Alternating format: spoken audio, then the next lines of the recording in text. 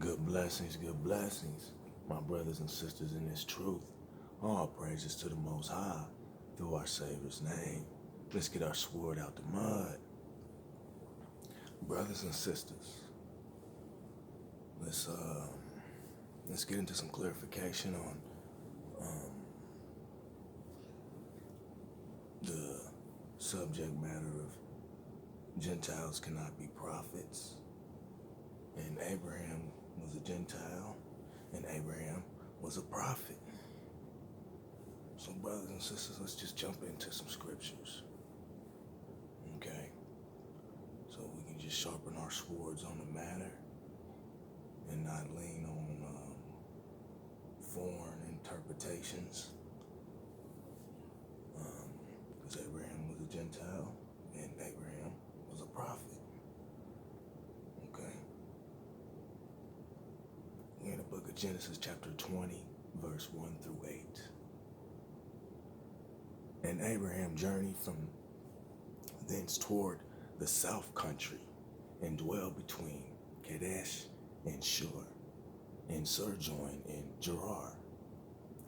And Abraham said of Sarah his wife, She is my sister. And Abimelech, king of Gerar, sent and took Sarah.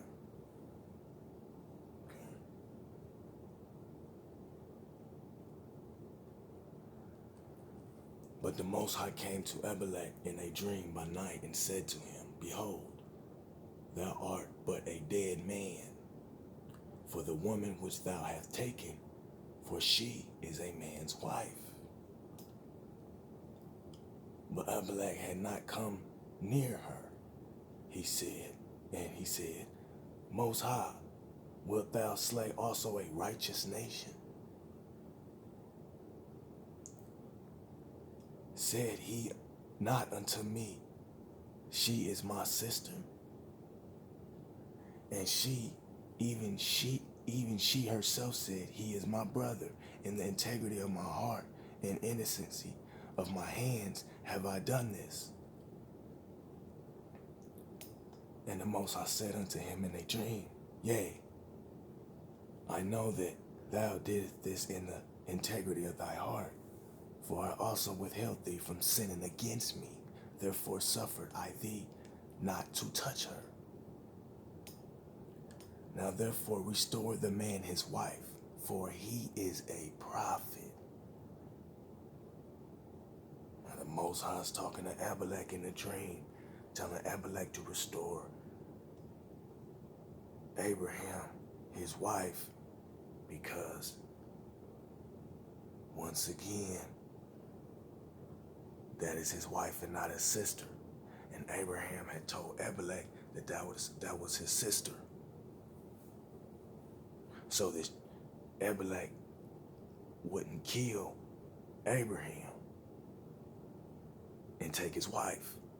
So in order, because he was going to cross through that land.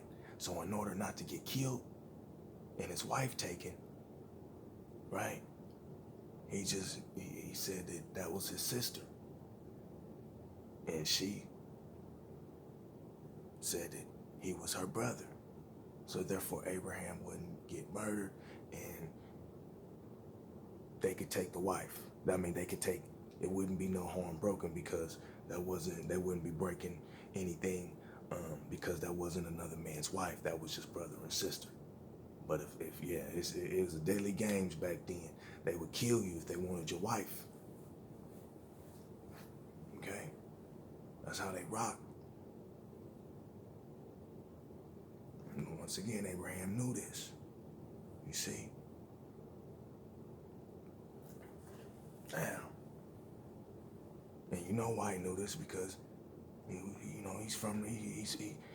knows how they rock, because once again, it was daddy was out to rock, and that was his father. That was his father, and he knew. Abraham knew how these other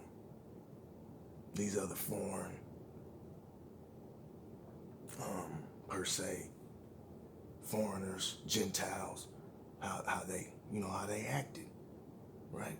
Because that's where he's from. Okay, so just to clear all that up. So that was the reason for this situation right here.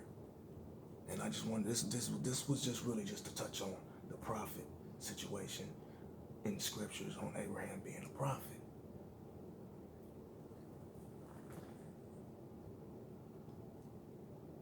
And so the Most High is telling Abimelech in his dream to let the woman Sarah go, because that's Abraham's wife. And Abimelech's telling her, like, telling the Most High about her, like, hey, she confirmed that was her brother, and he's saying that was his sister. So, I thought I didn't do anything wrong. That's why he said, would you slay a righteous nation? So,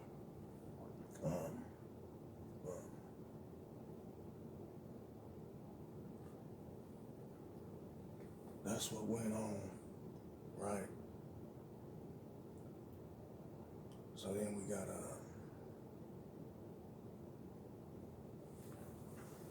the Most High telling him, go ahead and give her back. There ain't gonna be no problems. That's what the Most High is telling Abimelech in this dream, right? All right, and the Most High also said that, hey, that's the reason why I didn't let you touch her. It's the Most High said. I didn't let that go down. Because the situation wasn't all that dirty. So I wasn't even gonna let that go down. Okay. Now,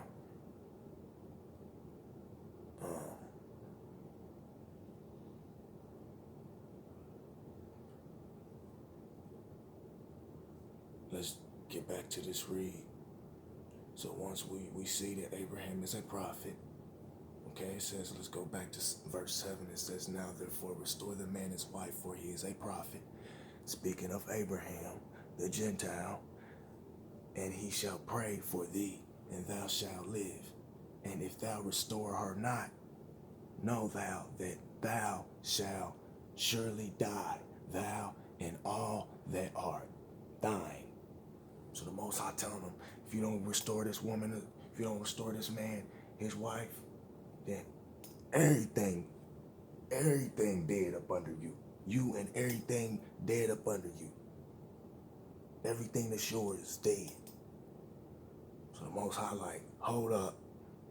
He pulled the Nate dog. Hold up. Hey. All right. We ain't even, hold up. Verse 8. Therefore Abimelech rose early in the morning and called all his servants and told all these things in their ears. And the men were sore afraid. Therefore Abimelech rose early in the morning and called all his servants and told all these things in their ears. And the men were sore afraid.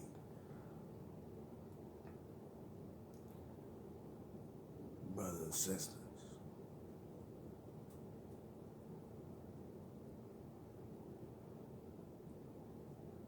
let's jump into the book of Mark, chapter 6, verse 4 through 6.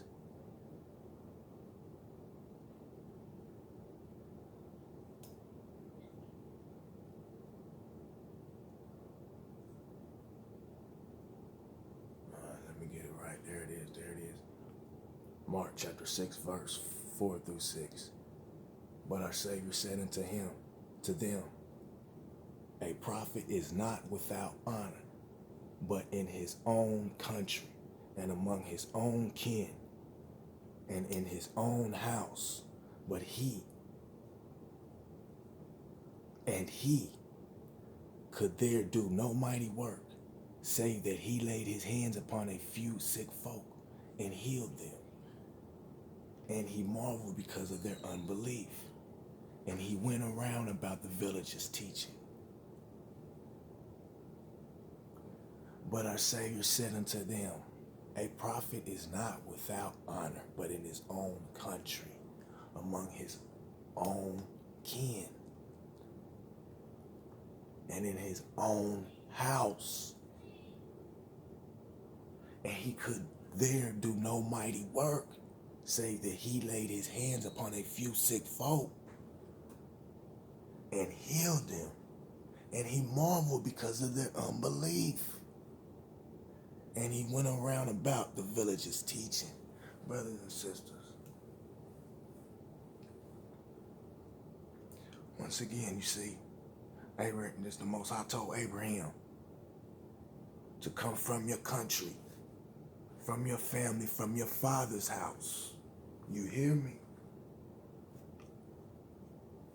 Look at here. Look at here. Abraham, a prophet.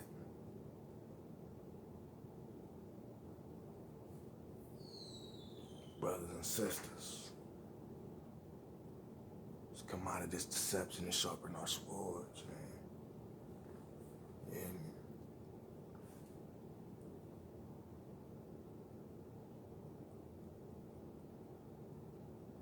we gonna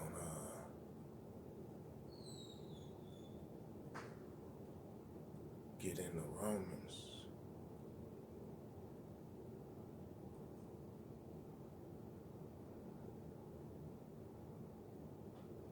Once again, I gotta put this back up. Romans chapter 4, verse 13.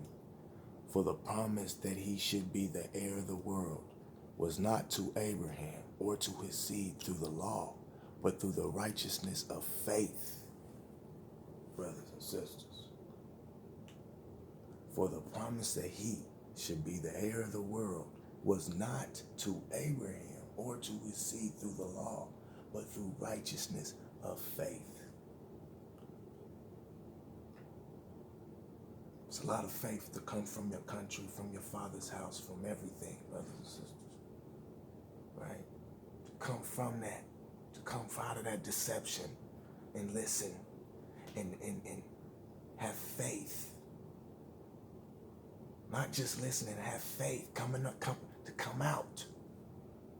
That means to obey.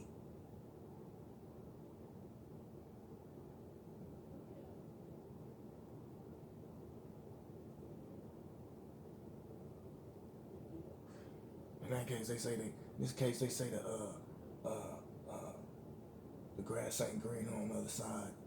Well, in our case, brothers and sisters, yes it is. Yes it is. The grass is beautiful over here. It's over there. Hey, look here. No, man, look here. It's beautiful. Beautiful.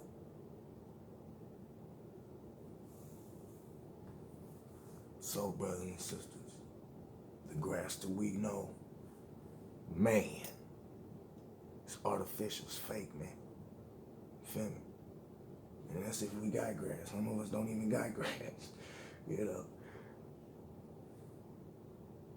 But yeah, brothers and sisters, when we're dealing with our Savior, man, we become a new creation.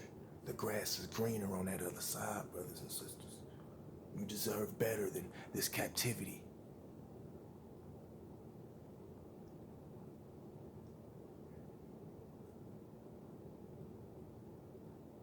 Brothers and sisters, stay prayerful and keep your lamps filled with light.